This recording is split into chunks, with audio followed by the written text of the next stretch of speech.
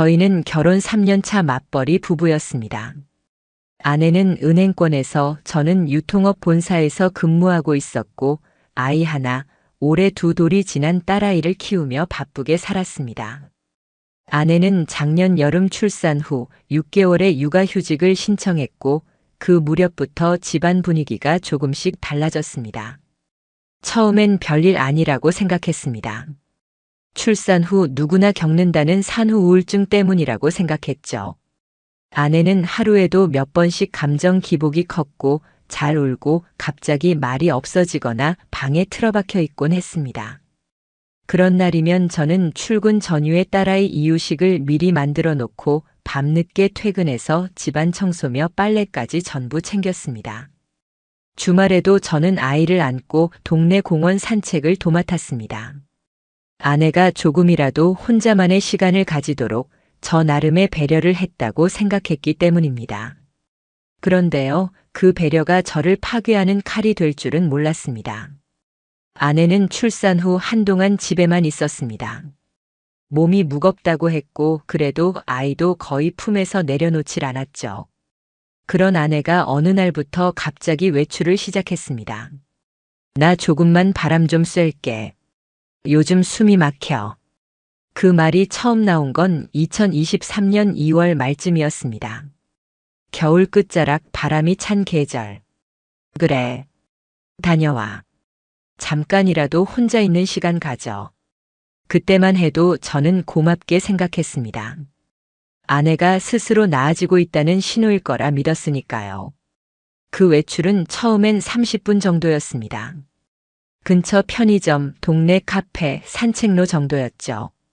그런데 점점 시간이 길어졌습니다. 40분, 1시간, 어느 날은 2시간. 심지어는 제가 퇴근하고 집에 왔는데 아내가 없을 때도 있었습니다. 어디 갔었어? 아, 마트 좀 들렀다 왔어. 애기 간식 살 게 있어서. 그렇게 말하며 무릎 위에 아이를 올리고 늘 하던 것처럼 웃는 얼굴을 짓던 아내. 그 미소는 이상하리만치 편안했습니다.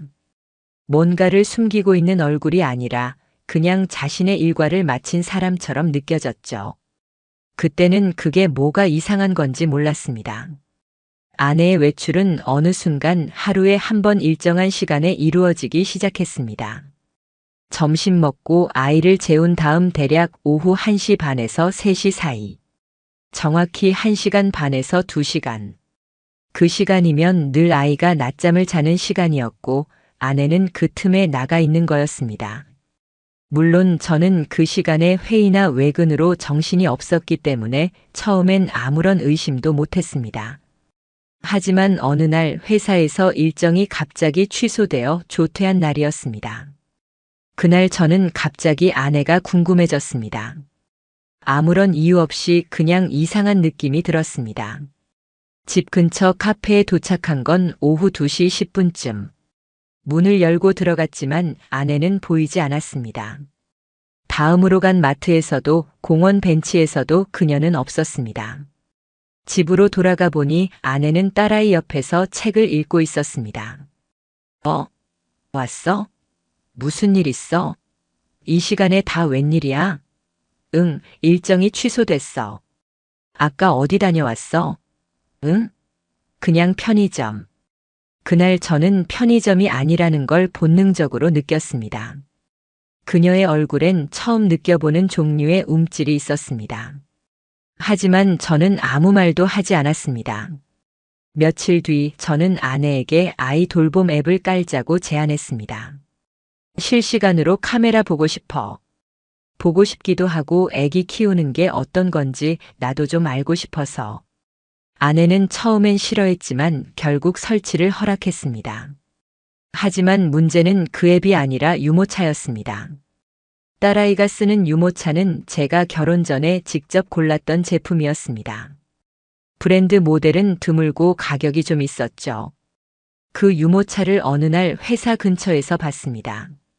정확히 말하자면 회사 근처에서 밥을 먹고 나온 순간 건너편 골목으로 빠져나가는 사람을 봤는데 그 유모차가 우리 집 유모차랑 완전히 똑같았던 겁니다. 그리고 그 유모차를 끄는 사람의 옆에는 남자가 있었습니다. 스포츠형 머리에 깔끔한 정장 차림. 누군지는 보이지 않았지만 둘 사이의 거리, 몸짓, 고개를 기울여 웃는 모습이 평범한 부부 같았습니다. 그날부터 저는 확신했습니다. 뭔가 있다. 처음엔 제 자신이 의심스러웠습니다. 내가 예민한 걸 수도 있지. 설마 우리 아내가 말도 안 돼. 하지만 그 생각은 그날 집에서 들었던 아내의 통화 한마디로 깨졌습니다. 아내는 욕실에서 전화를 하고 있었고 문이 닫혀 있었지만 거실에 울리는 그녀의 웃음소리는 어쩐지 낯설었습니다. 아니, 그 사람은 진짜 눈치가 너무 없어. 그 사람. 남편을 그 사람이라고 지칭하는 목소리. 이후 저는 결심했습니다. 더 이상 혼자 의심만 할 수는 없다. 증거가 필요하다. 기록이 필요하다. 그리고 진실이 필요하다. 그날 밤 저는 노트북을 열고 생활 탐정, 주간 추적, 아파트 내 불륜 사례 이런 검색어를 치기 시작했습니다. 그날 이후 저는 변했습니다. 정확히 말하면 더 이상 남편이라는 역할에만 머물지 않기로 한 겁니다. 제 감정이 파괴되기 전에 저는 누군가의 남편, 누군가의 아빠가 아니라 하나의 인간으로서 진실을 마주할 준비를 해야 했습니다. 첫 번째로 한 일은 아파트 단지 내 CCTV가 어디에 설치되어 있는지 확인하는 것이었습니다. 제가 사는 단지는 2000세대가 넘는 대규모 아파트였기 때문에 단지 내에는 차량 통행 CCTV는 물론 커뮤니티 센터 입구, 산책로, 놀이터 등 곳곳에 관리사무소 통제용 카메라가 설치되어 있었습니다. 그날 저는 퇴근 후 관리사무소에 들러 이렇게 말했습니다. 아, 실은요. 저희의 유모차를 새로 샀는데 어제 누가 실수로 바꿔 가져간 것 같아서요. 혹시 어제 오후 2시쯤 비동 놀이터 주변 CCTV 좀 확인해 주실 수 있을까요? 직원이 조금 의아한 표정을 지었지만 관리실 확인으로 확인할 수 있다는 말에 동의했고 하루 뒤 확인 연락이 왔습니다. CCTV 영상에서 저는 믿기 힘든 광경을 보게 되었습니다. 비동 놀이터 입구에서 우리 집 유모차로 보이는 유모차를 끌고 나타난 여성.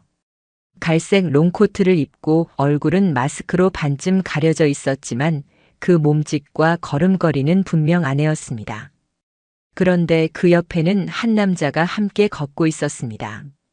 그는 슬쩍 고개를 숙이며 아내의 머리카락을 넘겨주려는 듯한 제스처를 취했고 두 사람은 유모차를 함께 끌고 단지 내 커뮤니티 센터 건물 쪽으로 사라졌습니다. 정확한 시간은 오후 2시 12분부터 2시 26분. 14분 정도의 영상이었지만 저에겐 심장이 쪼개지는 듯한 시간이었습니다.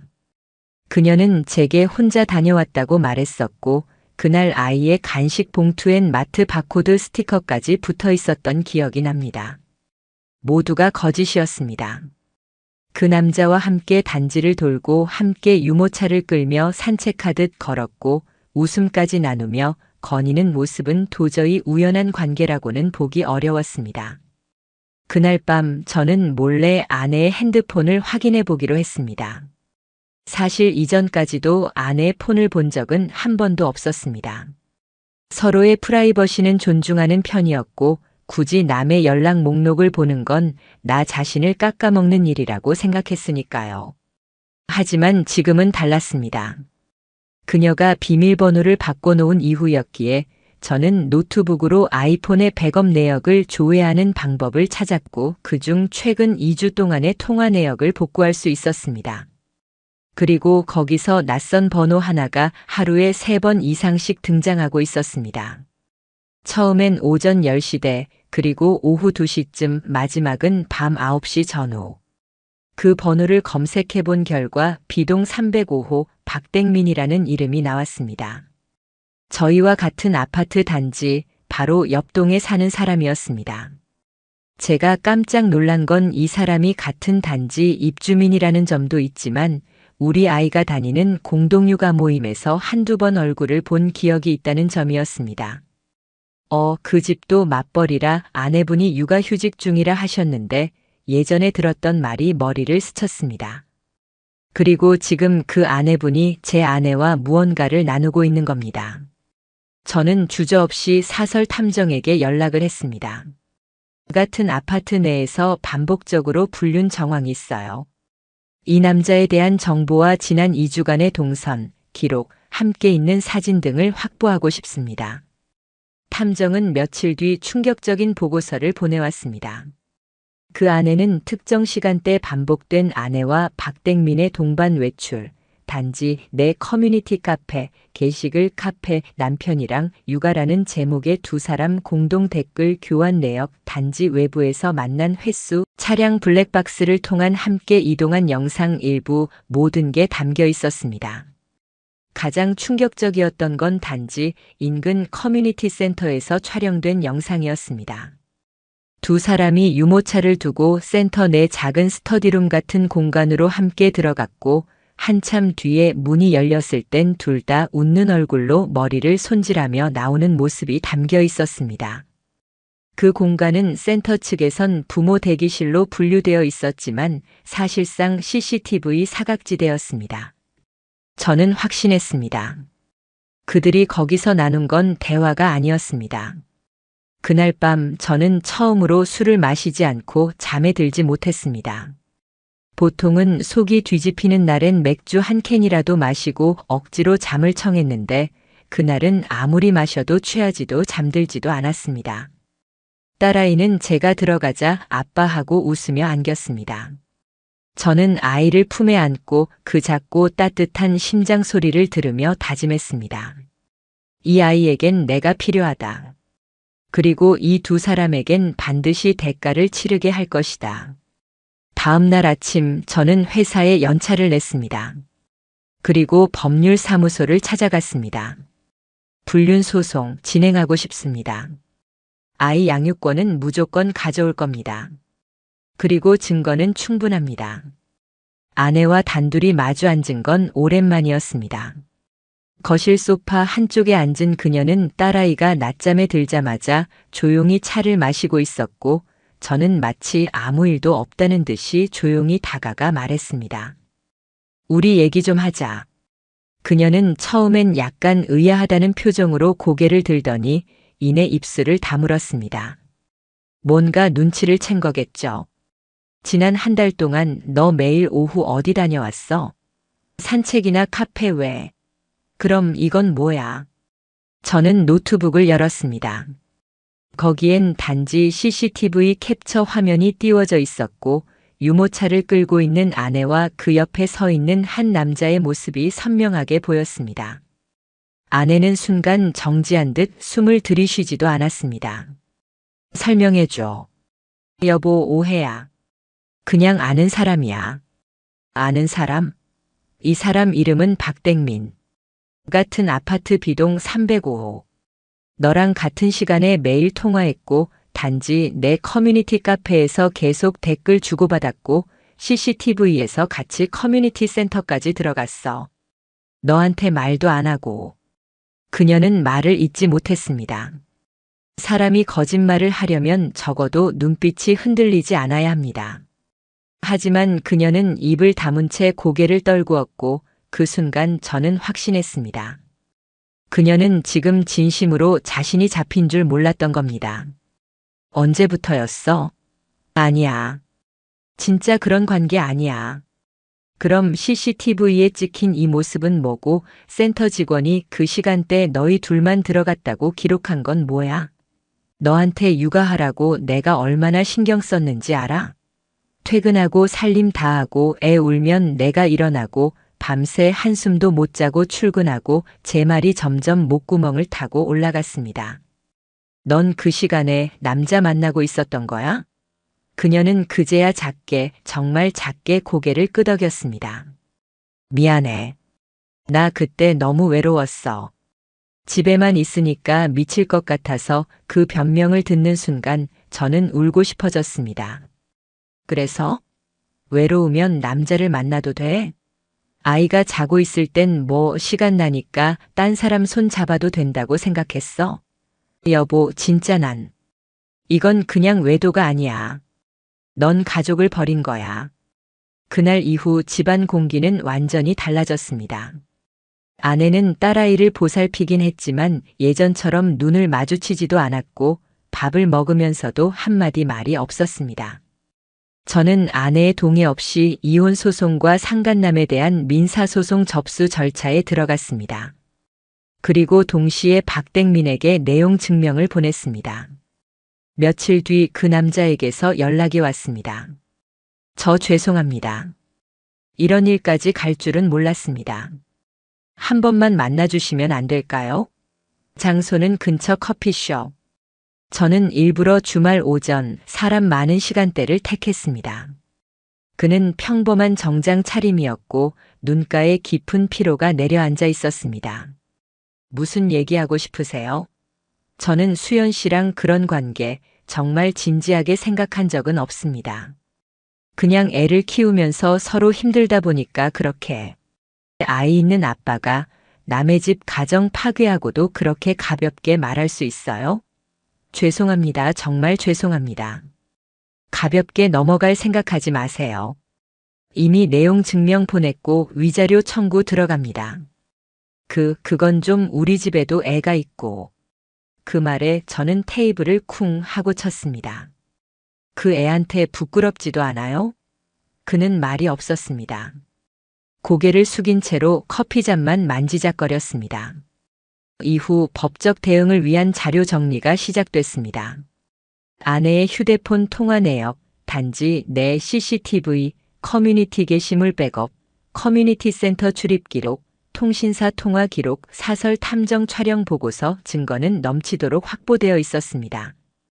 아내는 변호사를 선임했고 결국 정식 이혼 조정 절차에 응하게 되었습니다. 그리고 그 과정에서 아이 양육권을 요구했습니다.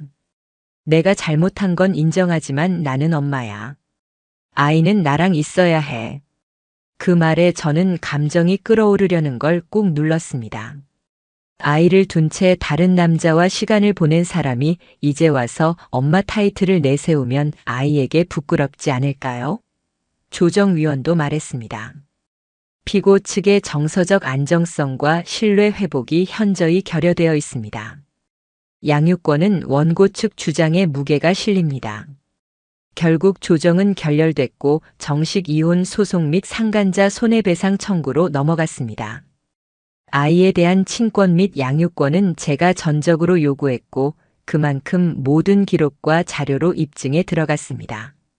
아내는 그제서야 내가 진짜 모든 걸 잃게 생겼다는 걸 깨달은 듯 했습니다.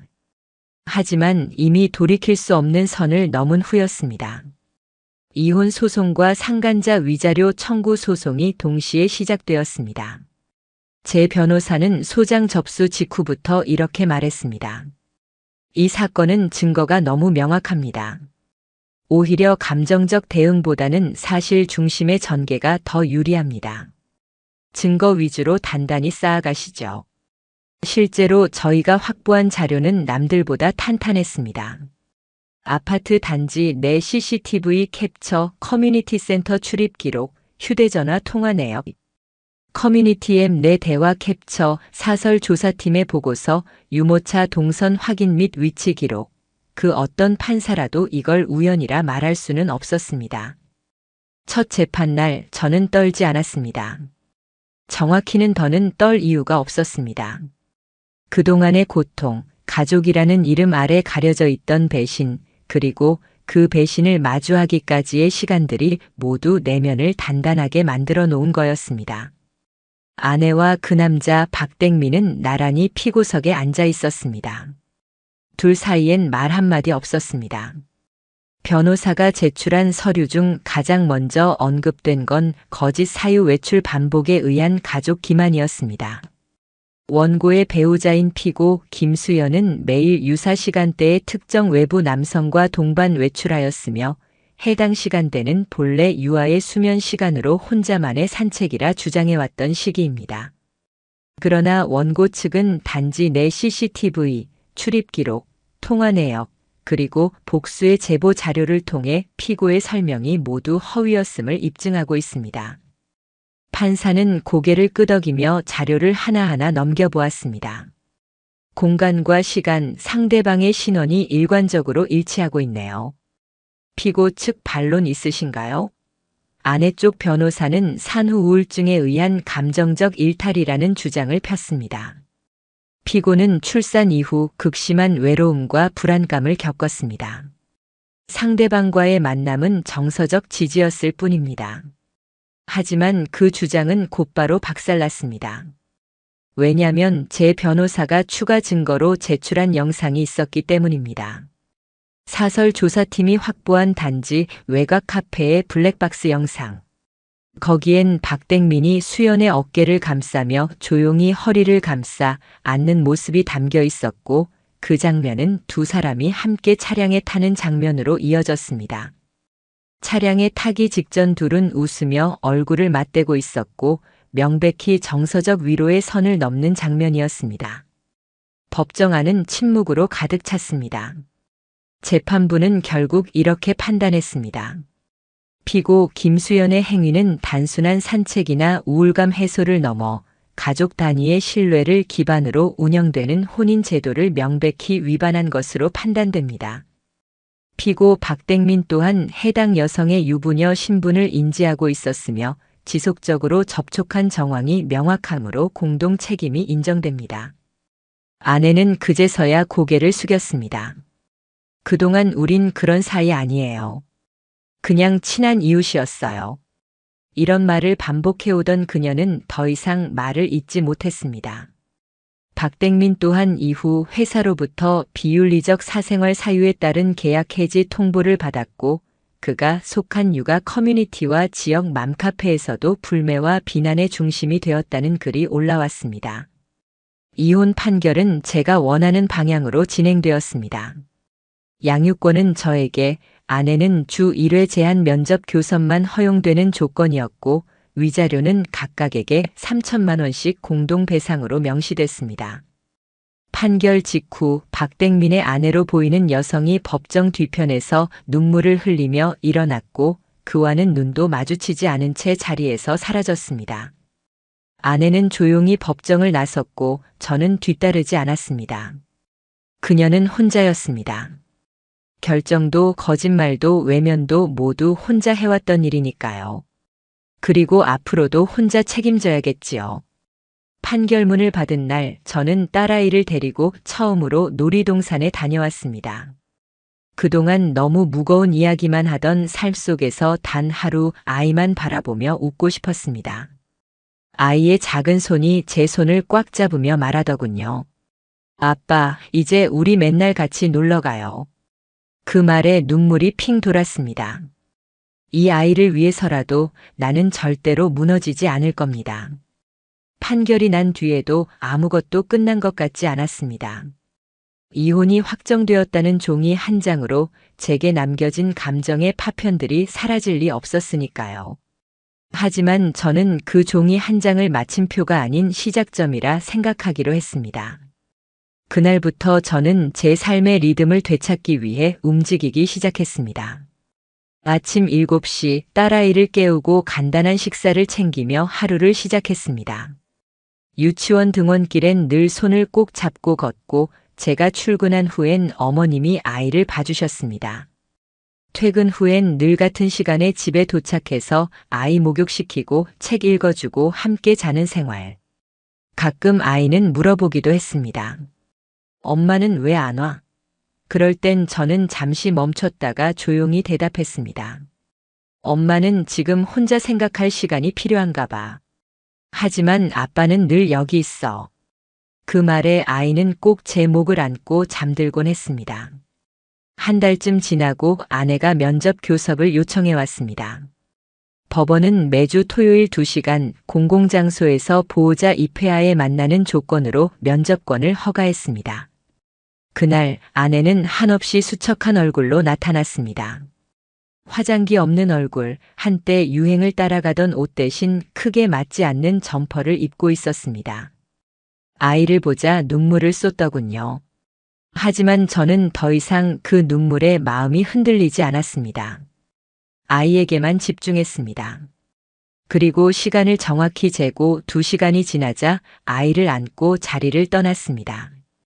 그 무렵부터 소문이 돌기 시작했습니다. 박댕민은 직장에서 해고된 이후 몇 차례 재취업을 시도했지만 업계 평판 문제로 모두 좌절되었고 결국 프리랜서 택배업을 시작했다는 이야기가 들려왔습니다. 그의 부인은 그가 제출한 자필 반성문을 법원에 증거로 제출한 후 별도로 이혼 소송을 제기했고 자녀 양육권도 그녀에게 넘어간 것으로 알고 있습니다. 즉, 그는 직업도 가족도 사회적 신뢰도 한꺼번에 무너진 셈이었습니다. 아내는 그 후 친정 근처 작은 원룸에서 지낸다는 이야기를 들었습니다. 같이 지내던 친구에게 몇 번 연락이 왔다고 하더군요. 수연이 진짜 많이 망가졌어. 사람이 이렇게까지 무너질 수 있나 싶을 정도야. 하지만 저는 대꾸하지 않았습니다. 그건 그녀가 만든 길이었고 제가 개입할 이유도 가엾다고 느낄 이유도 없었습니다. 당시 위자료 판결에 따라 박댕민과 아내는 각자 3천만 원씩 분할해 지급해야 했고 아내는 초반 1천만 원을 현금으로 지급한 후 매달 50만 원씩 40개월간 분납하기로 했습니다. 박댕민은 전액을 일시불로 지급했습니다. 어떻게 구했는지는 모르겠지만 당장 그 얼굴을 다시 보고 싶지 않다는 말과 함께 내용 증명의 답변서를 보내왔습니다. 저는 그 돈을 아이 명의로 적금 계좌에 넣었습니다. 그 돈은 아이가 성인이 되기 전까진 꺼내지 않을 겁니다. 불륜의 대가로 받은 그 금액이 딸에게 배신의 기억이 아닌 안정된 미래의 일부로 쓰이길 바라는 마음에서였습니다. 시간은 흘렀고 이제 이 모든 일은 조금 시간이 지난 과거가 되었습니다. 저는 조금 더 단단해졌고 조금 더 무표정해졌지만 아이 앞에선 항상 웃는 얼굴을 유지하려고 노력합니다. 한 번은요. 아파트 엘리베이터에서 익숙한 그림자를 마주쳤습니다. 수척한 얼굴에 이전보다 훨씬 마른 몸을 하고 고개를 푹 숙인 채 엘리베이터에 올라탄 사람이 있었습니다. 바로 아내였습니다. 저를 보자 눈이 커졌지만 그녀는 아무 말도 하지 않았습니다. 그리고 저는 고개를 살짝 숙이며 인사만 하고 한마디도 건네지 않았습니다. 엘리베이터 문이 닫히는 순간 그녀의 눈가에 맺힌 말하지 못한 모든 후회가 그대로 보였습니다. 그날 이후 그녀는 단지 내에서 보이지 않았습니다. 아마 아직 이곳에서 살고 있을지도 모르고 아니면 떠났을지도 모르겠지만 저는 그게 더는 중요하지 않았습니다. 복수라는 건 크게 외치고 던지는 것이 아니라 조용히 무너질 때까지 기다리는 것이라고 저는 이제 믿습니다. 제가 지켜야 할 단 하나는 이제 더 이상 저 자신이 아니라 저를 전부 믿고 있는 작은 아이니까요. 아이의 두 눈을 보며 저는 다짐합니다. 나는 다시는 무너지지 않겠다. 그리고 너만큼은 절대 상처받지 않게 지킬게.